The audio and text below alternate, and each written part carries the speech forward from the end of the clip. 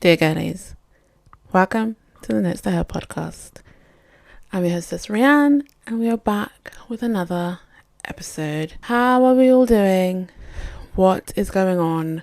I can't believe it. Another Friday is here. Super excited. And yeah, let's just get straight into it. So let's do a check-in. I am feeling a bit all over the place. I think just a little bit of a scatterbrain today. Also in the luteal phase, try not to dwell on that too much. So I've got a nice little visitor coming to visit for like a week soon, and don't we just love Aunt Flo, girlies, So yeah, it's the preparation for her to arrive. So just a little bit of thing, but yeah, I'm feeling okay, I think. Other than that, when I do these check-ins, it's really helpful, obviously for yourselves, but then also for me as well, to be like, okay, what am I actually, feeling today? What's going on? Where am I? Let me ground myself. But yeah, I think I'm okay. Anyway, and how has my week been? It's been pretty good. It's been working, but then a bit of like, not, so I'm able to do other things, like go gym, and I guess just like rest. It's been really nice to be able to just rest, although my mind is going, I need to do this, and I need to do this, and I need to do this. It's really nice just to kind of like have a bit of a slower pace, and just do like life admin stuff. And yeah, so nothing really like that prominent. I know usually I'm someone that's kind of like doing this activity, and then I've got something else going on, and then I'm doing this, but now it's just like, no, slow down. Trying to prep for my holiday as well, upcoming holiday, going back to Ghana. So yeah, I'm just trying to keep costs low basically until I head over there. So yeah, I think that's everything. That's how my week's been. Nothing too monumental. Just been like meeting up with friends, or like, I guess, going out and do like little bits here and there as well. But other than that, literally just been like chilling, killing. Do you know what I mean? So in today's episode, we are going to be talking about pressure, and got a definition for us as per usual. Is it even a notes to her episode if there is no definition? So the definition of pressure is the feeling of stressful urgency or demand. So I've just done like a short bit of the definition, and then it kind of like broken it down into different aspects. So I just took the emotional meaning definition. So similar to the main one, it says it's the stress, strain, or burden that comes from difficult situations or expectations or urgent deadlines. So I have come to the realization, as of recently, the amount of pressure that I put on myself. And I know that I'm not the only one. There are so many different types of pressure, I feel like, as well. And when I was writing this episode, I was kind of like, gosh, I didn't realize how much, I guess, self-pressure that we put on ourselves, societal pressures that we put on ourselves, pressures, I guess, from home as well. So those are the kind of categories that I guess were coming up when I was planning this episode. And, I'm someone that is, I guess, a bit of like, I wouldn't necessarily say a perfectionist. I feel like I've kind of slowed down with that aspect now. Some things I just do half-heartedly and just hope for the best at this point.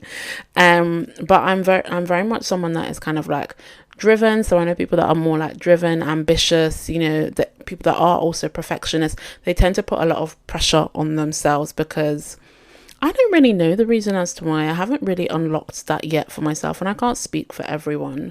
But there are things, I guess, of kind of just like, I just got to get this done. I know this will work. I really want this to work. This is going to happen. And so I think sometimes it's good to have those aspects and put that bit of pressure on yourself as well, especially when it's just like a form of, I guess, drive and motivation. And it is just like, I guess, not wanting the next thing, but kind of just like, I need to achieve this. But I think when it gets to the point when you're kind of like, it's a continuous pressure, it's almost every single day, you know, you're not taking a break, you're not, you know, allowing yourself to, I guess, take your foot off the gas a little bit, that's when it can kind of become a bit of a risk. So, you know, like, as I was saying, the types of pressures that I guess was coming to mind when I was like writing this episode were societal pressures. So things like, you know, having the next biggest thing that's like just come out, you know, brands, flashy material things, money, you know, big ballers, being out looking good 24/7, you know, certain beauty standards as well. I'd put in like the societal pressures, I guess always living like the high life, having like the best relationship, like what society deems to be the best, I guess, on social media as well. Like, you know what comes to mind, sorry, just a little tangent, I guess, but when I was growing up, like, loved Twitter was like the app that my go-to app basically. And there was this couple that would always pop up on my timeline, although I'd never like followed them. They would just kind of like randomly come up every now and again, and people would like quote tweet it, and, you know, I guess it became a bit of like a thing, I guess, annually. Like, they would come up, maybe not annually, maybe 6 months, I don't know. Anyway, the guy would always buy the girl like the next biggest thing, do, you know, big, I don't know, whether it's for birthday, Valentine's, showstopper things basically.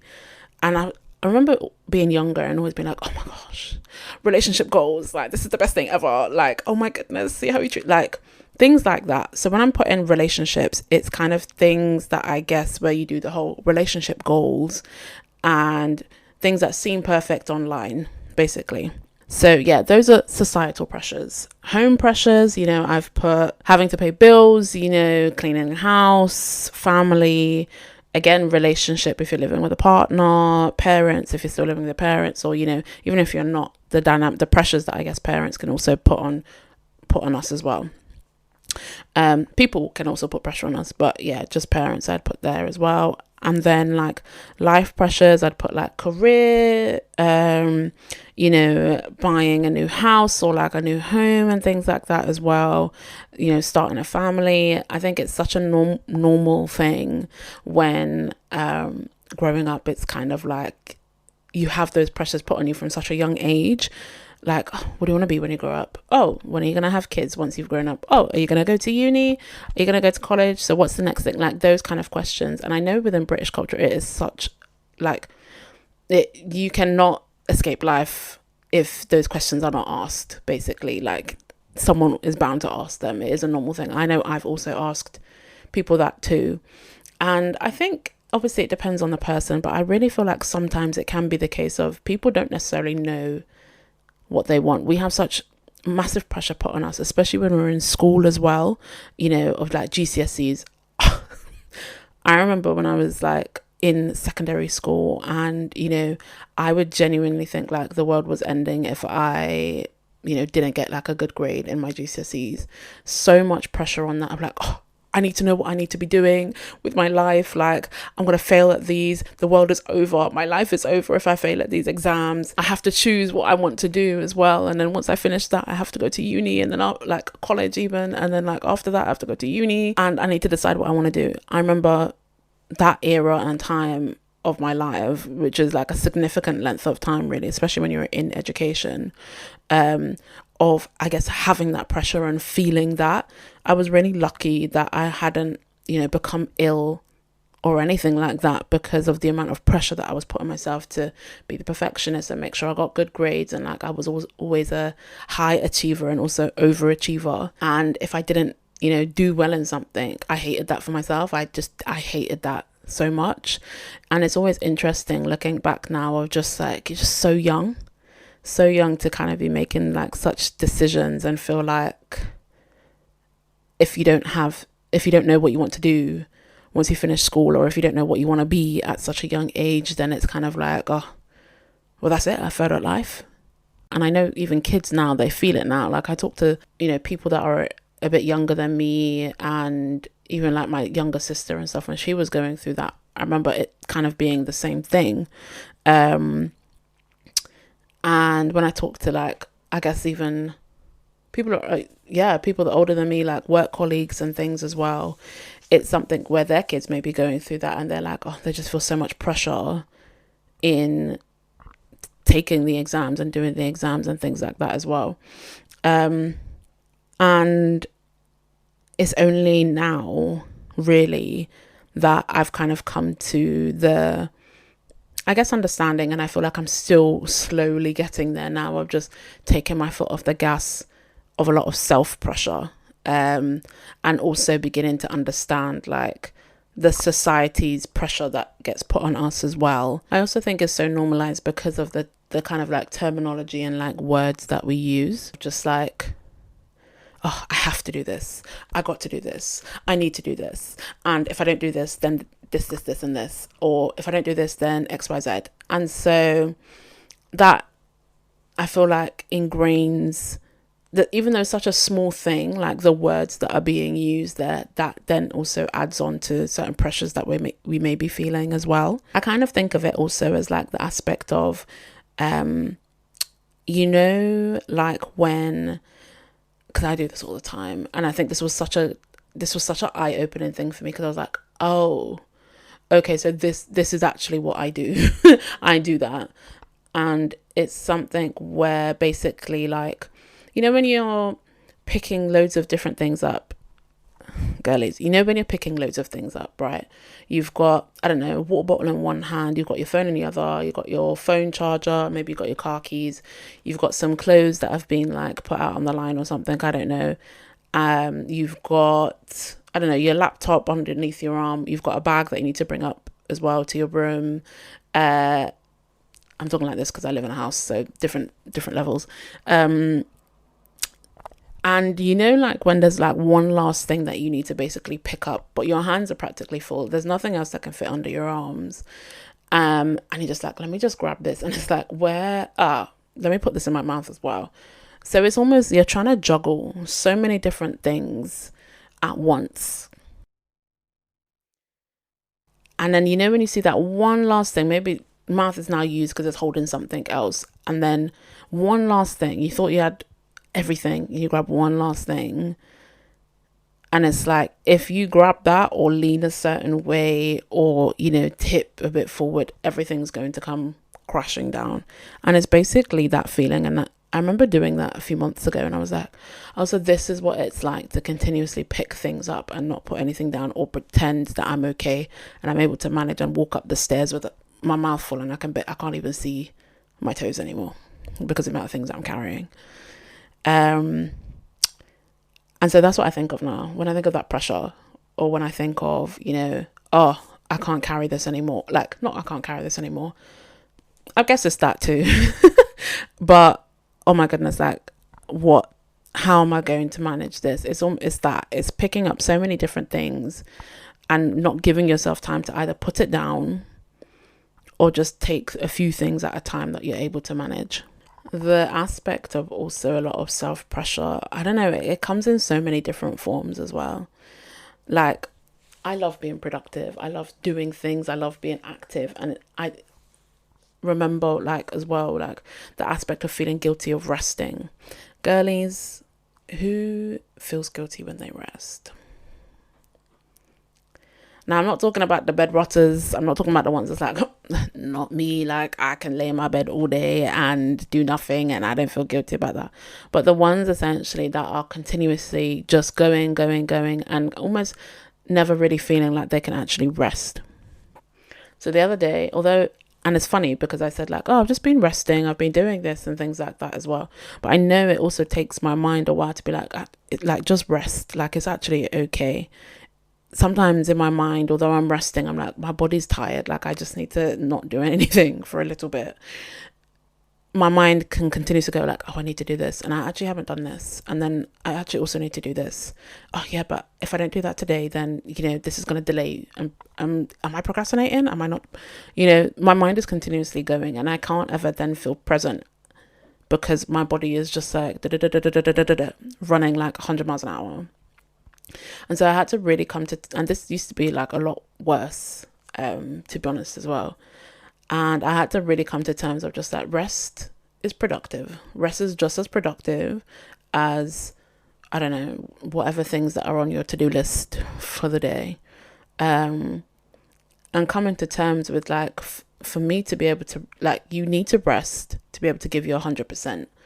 If you're continuously going, like, and never stopping for like one moment, you'll eventually burn out. Which leads me then to the impacts of those continuous pressures. And I think this bleeds into like another topic as well that I'm going to be talking about on a different episode too. So the impacts of pressure. I noted down a few, and some of these come with, an irregular nervous system. So I feel like I speak about this every episode, and at this point I actually need to give like a definition of like what it means. But the flight, fight or freeze response, again, with like our nervous system, the continuous pressure means that we're putting continuous stress on ourselves. And I think that even was, mentioned in the definition as well.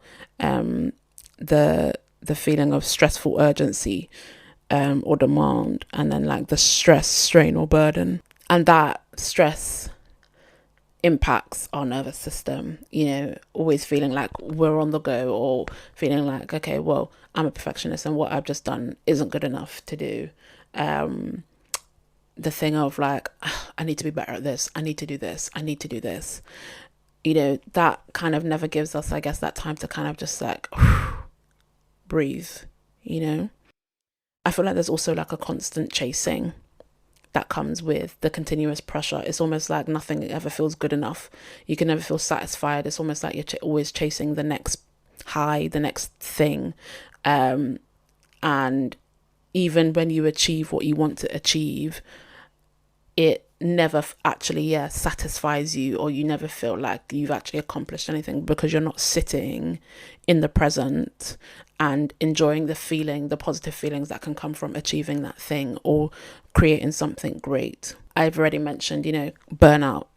And I notice as well, like, if you don't rest, your body will do it for you. Girlies, have you ever noticed that when you are continuously in go mode, continuously, and never, even if it's in your mind, that you end up feeling a bit sick, you end up being ill? Like, your body will actually do that for you, make you rest, and then you can't do anything because, I don't know, you've come down with the flu, or some weird infection or something occurs because of the continuous pressure and the continuous go mode, and you're burnt out. Survival mode, I think that's the same thing as well as the go mode. You're kind of like never, like, I guess in a way you're unsettled. You are kind of just almost like, let me just do this quick. And I'm saying it as a form of like, I'm thinking like fast paced, everything has to be fast. And then also the chemicals that course through your body. I think it's cortisol. I should have done my research beforehand, but I think it is cortisol that can cause high levels of stress. And when that is continuously coursing through your body, I know sometimes, like, for example, when I was in uni and I had like deadlines coming up, I was always someone that was kind of organized, and I would always start like my assignments early because I knew I'm not someone that can work well under like intense pressure. I never really done well with exams, like even when I was a kid. And so like when I had assignments and stuff, I'd rather start early so I've got time. And it was the same kind of thing though, like as the deadlines were getting closer for me to like submit assignments and stuff, and if I hadn't completed it, like I would still just be like, I'd be so jittery. I could feel almost like, I don't know, I don't want to say, girlies, have you ever noticed basically like when you drink water and it like goes down your throat, like you sometimes feel it, especially if it's cold and I guess you're parched as heck, like that. And I guess that's what it was feeling like in my body, just continuous stress, continuous cortisol coursing through, and just like almost like, I guess I don't really want to say like the blood was bubbling, but just like continuous adrenaline. So those are the impacts of pressure. Probably loads more, but I didn't see those or didn't research them, so apologies. So some tips to, I guess take your foot off the gas a little bit. Maybe that's what I'll call this episode. Take your foot off the gas. Not physically in the car, figuratively. obviously. Pause. Take the time just to pause in your day, especially if, you know, you're someone that is continuously like, zzz, has that kind of feeling. I don't know why I buzzed like a bee, but there we go. Pausing really helps to kind of like notice the present, what's going on. I feel like also grounding yourself, kind of like using certain grounding exercises, is really, really helpful as well. Celebrate small wins. So, for example, I guess if you've like gone to the gym, I do this sometimes. Sometimes I can't be asked to go to the gym. And when I go, I'm like, oh, I'm so glad I went. I've burned through energy that I didn't even know was there. The endorphins are going through everything else. I don't know, blah, blah, blah, blah. But after I've gone, I've celebrated with myself. Just a little clap, just like, oh my gosh, well done for going. Or, you know, if I've lifted a heavier weight than I had been doing before, celebrating those things. If I've done more reps than, you know, and pushed myself more, celebrating those, it makes such a massive difference. And the more you do it, the easier it will get. And allow yourself to rest. And try not to feel guilty about doing so. You know, even if it's just resting for like 30 minutes or an hour. And then it's like, okay, peak energy again, let's go. There's also questions that I think could be beneficial for people as well. So things like, you know, what's the underlying thing that you're trying to achieve? If, for example, you're a perfectionist, what is it that you're trying to achieve? Not the task at hand, but, you know, the underlying thing, what's causing you to kind of put that pressure on yourself? What will happen if I don't complete this? So I won't say every day, but the days where like, I know like, okay, I there's a few things that I actually really need to get done. I tend to make a to-do list. And I found that is actually quite a helpful thing. Even if I like note it down on my notes app or, you know, write it down physically, but it's like, okay, I can write this down. And I know now these are the things that I need to do. Don't get me wrong. Sometimes my brain can go like, oh, I need to do all these things. So what do I need to do first? What can I do first? How can I strategize? And it's just like, you know, just take one step at a time. Just do one thing first and then the rest will follow through. So also a to-do list may help. That wasn't on my notes, but maybe a to-do list will help, you know, in the form of like, not necessarily having to prioritize, but just, no, that could help as well. That will help with the prioritization. And allowing yourself, okay, if I don't tick this off today, can something be moved to tomorrow? It's just to help ease off the pressure if you're someone that has a continuous busy schedule, or, you know, you're not sure what to do first, or yeah, basically. And what's within my control? I think some things is kind of like certain things are out of control. So, you know, you can't decide. For example, those societal pressures that I was talking about, you know, whether it's a relationship, whether it's, you know, what were some of the examples? Certain beauty standards, whether it's, you know, home life, whether it's career, like those kind of things, those types of pressures that I'm talking about, you know, what's within your control that you can do now. If there's things that are out of your control that you actually don't have any influence or control over, then leave it be, you know, and things will eventually align when they're meant to align. And so that is everything, girlies, I think. So if you haven't already, please do like, comment and subscribe. I've actually forgot to say that earlier in the episode before checking in, but yeah, please like, follow and subscribe. Follow the Notes to Her podcast on Spotify and Apple Podcasts as well. I always forget to shout that out. The Notes to Her account on Instagram is called notes2her.pod, so you can give that a follow. And also myself a follow, Rianne Walker, but instead of the E in Walker, it is an X. And yeah, I will see you girlies in the next episode. Loves, yeah.